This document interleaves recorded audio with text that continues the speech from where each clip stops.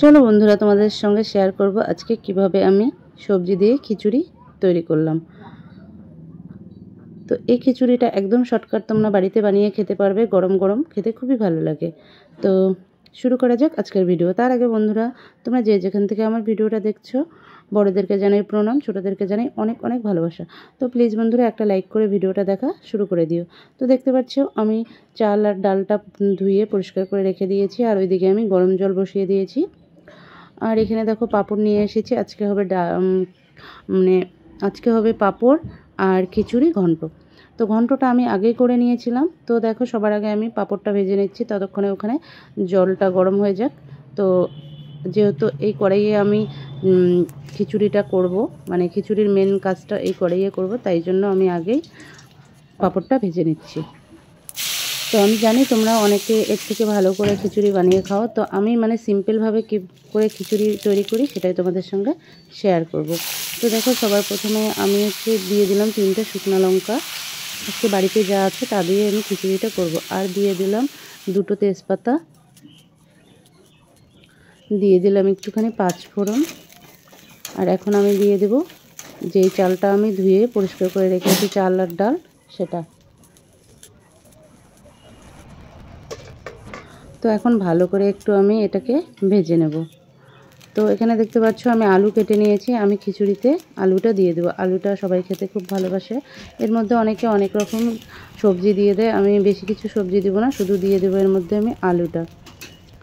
তো ভালো করে নেড়ে চেড়ে নিচ্ছি। আর এখানে দেখো আমি দুপুরবেলা সবজি করে রেখেছিলাম। এই সবজিতে হচ্ছে সিম, আলু, ফুলকপি, সব কিছু যা যাবতীয় আছে সব কিছু দিয়ে আমি খিচুড়ির সবজিটা করে রেখেছিলাম, কেননা দুপুরবেলা ওখানে একটু খাওয়াও হয়ে গেছিলো। তো এই হাঁড়িটা তোমরা দেখতে পাচ্ছ, হাঁড়িটা পুড়ে গেছে, কেননা একদিন আমি ভাত বসিয়ে দিয়েছি, দেওয়ার পরে একটু এডিটিং করতেছিলাম। এডিটিং করতে করতে এতটা পুড়ে গেছে কি বলবো তোমাদেরকে, প্রচণ্ড ভাত পুড়ে গেছিলো। তো অনেকটা কালো দাগ উঠে গেছে, আর এটা উঠাতে পারিনি।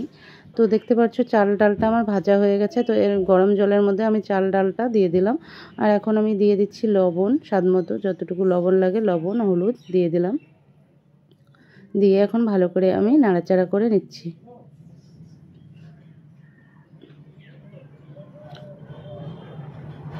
আর সঙ্গে দিয়ে দিলাম আলু।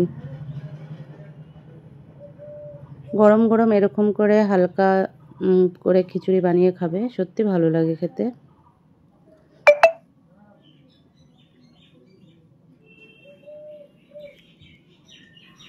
আজকে খিচুড়িতে সেরকম কিছুই দেব না আমি, সঙ্গে দিয়ে দিলাম কয়েকটা চিড়ে রাখা কাঁচা লঙ্কা। তো দেখো খিচুড়িটা আমার প্রায় হয়ে গেছে। নামানোর আগে আমি হালকা একটু গরম মশলার গুঁড়ো দিয়ে দিলাম। আর হ্যাঁ, অবশ্যই এটাতে একটু জিরার গুঁড়া দিয়ে দেবে, জিরার গুঁড়াটা আমি দিয়ে দিয়েছি।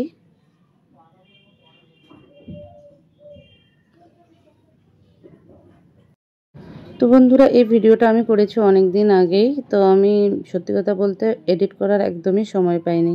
তো দেখো খিচুড়িটা আমার হয়ে গেছে। আমি কিন্তু খিচুড়িটা পাতলা করে করেছি, কেননা তোমাদের দাদাভাই পাতলা খিচুড়ি খেতে খুব ভালোবাসে। তো আমি এখন খিচুড়িটা নামিয়ে নিলাম। তো এখন বাচ্চাদেরকে খিচুড়িটা দিয়ে দেব। তো তোমরা এরকম করে বাড়িতে বানিয়ে খাবে, আশা করছি তোমাদের ভালো লাগবে। আর বন্ধুরা, তোমাদের কেমন লাগলো আমার এই খিচুড়ি রেসিপিটা, প্লিজ কমেন্টে একটু জানিয়ে দিও। আর একটা কথা বন্ধুরা, যারা ফেসবুক পেজ থেকে ভিডিওটা দেখছো তারা অবশ্যই ফেসবুক পেজটা ফলো করে আমার পাশে থেকো। আর যারা ইউটিউব থেকে ভিডিওটা দেখছো তারা ইউটিউব চ্যানেলটা সাবস্ক্রাইব করে পাশে থেকো। আর অবশ্যই একটা করে লাইক করে দিও। তোমাদের একটা করে লাইক আমাদের মনে অনেকটা উৎসাহ নিয়ে আসে।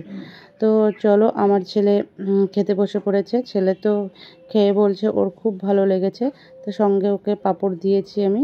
ও আবার সবজিটা খাবে না, বাচ্চা তো বুঝতেই পারছো, বাচ্চারা সবজিটা অতটা পছন্দ করে না। তো ছোটো ছেলে খাচ্ছে। ছোটো ছেলে বলছে ইয়াম্মি হয়েছে, ওর খুব ভালো লেগেছে। তো ঠিক আছে বন্ধুরা, আজকের মতো ভিডিওটা এখানে শেষ করছি। তোমরা সবাই ভালো থাকো, সুস্থ থাকো। দেখা হচ্ছে পরবর্তী আরেকটা ভিডিওতে। সবাইকে টাটা।